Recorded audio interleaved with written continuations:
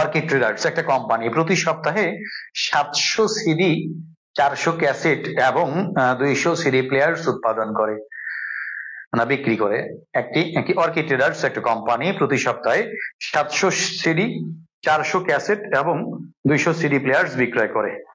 প্রতিটি সিডির বিক্রয় মূল্য 4 টাকা, ক্যাসেটের বিক্রয় মূল্য 6 টাকা এবং সিডি প্লেয়ার্স এর দাম হচ্ছে 150 টাকা।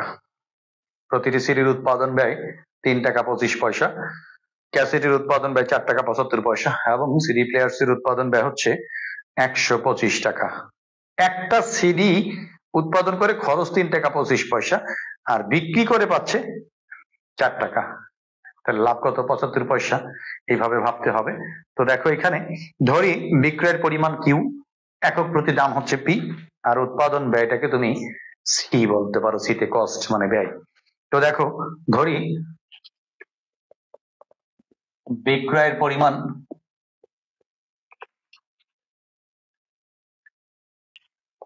পরিমাণ একক প্রতি বিক্রয় মূল্য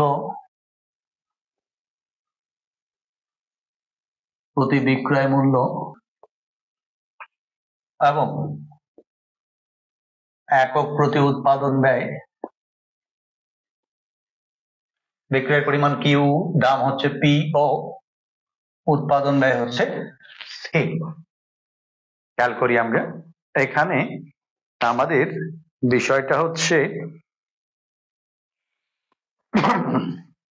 মোট আয় মোট ব্যয় নির্ণয় করো। এখানে দেয়া আছে কোয়ান্টিটি কিউ ইজ ইকুয়াল, বিক্রয়ের পরিমাণ কিউ ইজ ইকুয়াল, বিক্রয়ের পরিমাণ কিউ ইজ ইকুয়াল কি আছে? 700 সিডি, 400 ক্যাসেট, 200 সিডি প্লেয়ার্স। 700, 400, 200। খেয়াল করি, এরপরে আসো একক প্রতি বিক্রয় মূল্য, একক প্রতি বিক্রয় মূল্য পি ইজ ইকুয়াল 46150 এবং একক প্রতি দাম উৎপাদন ব্যয়, একক প্রতি উৎপাদন ব্যয় সি ইজ ইকুয়াল, সিতে কস্ট মানে ব্যয় বোঝানো হচ্ছে কত? 3.25, কত না 3.25 কমা 4.75, তারপরে হচ্ছে 125। এখন দেখো আমাদের প্রথম কোশ্চেন বলছে মোট আয় মোট ব্যয়, তাহলে ক নাম্বার মোট আয় total revenue TR is equal দাম গুণ পরিমাণ বা পরিমাণ গুণ দাম, এই যে দাম গুণ পরিমাণ, প্রাইস ইনটু কোয়ান্টিটি। প্রাইস কত? পি হচ্ছে 46150 আর পরিমাণ হচ্ছে 700, 400, 200। খেয়াল করি সবাই মনোযোগ সহকারে, এটা গুণ এটা 42800 প্লাসে প্লাসে প্লাস 4/6 প্লাসে প্লাসে প্লাস 150, এটা ইন্টু এটা মানে কি 30,000। তোমরা বুঝেছো? কথা বলো। 35,200 যোগ করলে আসবে 35,200 টাকা। এটাই হচ্ছে মোট আয় টোটাল রেভিনিউ। কারো সমস্যা থাকলে বলতে পারো।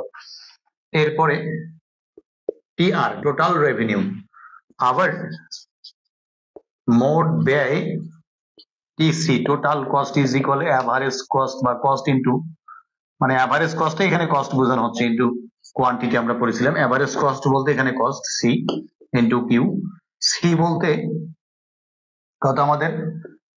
3.25, 4.75, 125 আর এটা হচ্ছে 700, 400, 200, 700, 400, 200 গুণ করো 3.25 ইন্টু 700, প্রথম দেখো প্লাসে প্লাসে প্লাস 4.75 ইন্টু 400 প্লাসে প্লাসে প্লাস 125 ইন্টু 200 এটা ক্যালকুলেশন করবা তোমরা, গুণগুলা করে আমি একবারে রেজাল্ট দেখতেছি। 29,175, 29,175 টাকা। আশা করি সবাই বুঝেছেন এ পর্যন্ত। কারো সমস্যা থাকলে আওয়াজ দিতে পারেন।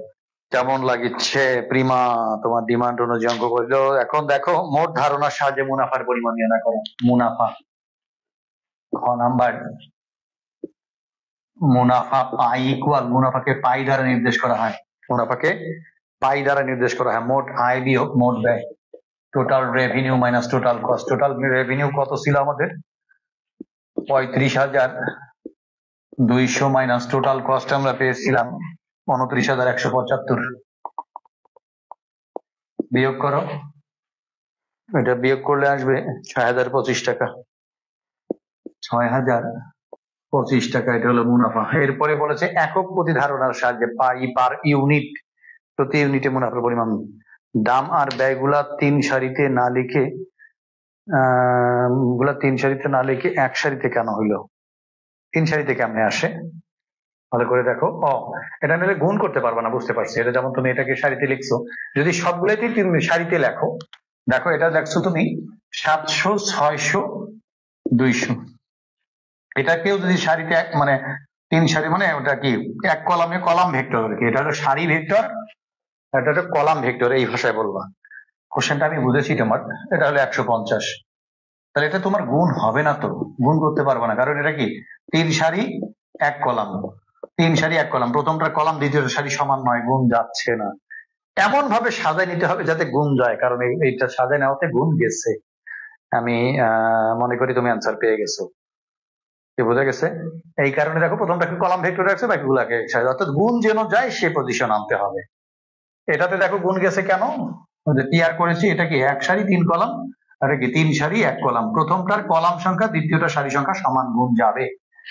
এটা একটা প্রথম ম্যাট্রিক্স, এটা দ্বিতীয় ম্যাট্রিক্স। প্রথম এটা সারি সংখ্যা কলাম সংখ্যা, সারি সংখ্যা কলাম সংখ্যা। প্রথম ম্যাট্রিক্সের কলাম সংখ্যা দ্বিতীয় ম্যাট্রিক্সের সারি সংখ্যা সমান, সমান হলে গুণ যায়। আর এখানে কি সমান হয়নি, দেখো প্রথম ম্যাট্রিক্সের কলাম 1টি, দ্বিতীয় ম্যাট্রিক্সের সারি 3টি, গুণ যাবে না। এই কারণে সাদাই নিতে হয়েছে। আশা করি প্রিমা তুমি বুঝতে পারছো। গঠনমূলক কোশ্চেন। তারপরে এখানে বলেছে একক প্রতি ধারণার সাহায্যে মুনাফার পরিমাণ পাই পার ইউনিট। একটা সিডি তৈরি করতে 3 টাকা 25 পয়সা খরচ, আর বিক্রি করতেছে 4 টাকায়।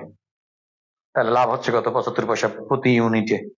সেটাই বলছে 700 সিডি 400 ক্যাসেট এবং 200 সিডি প্লেয়ার্স বিক্রয় করে। 700 সিডি 400 ক্যাসেট এবং 200 সিডি প্লেয়ার্স বিক্রয় করে।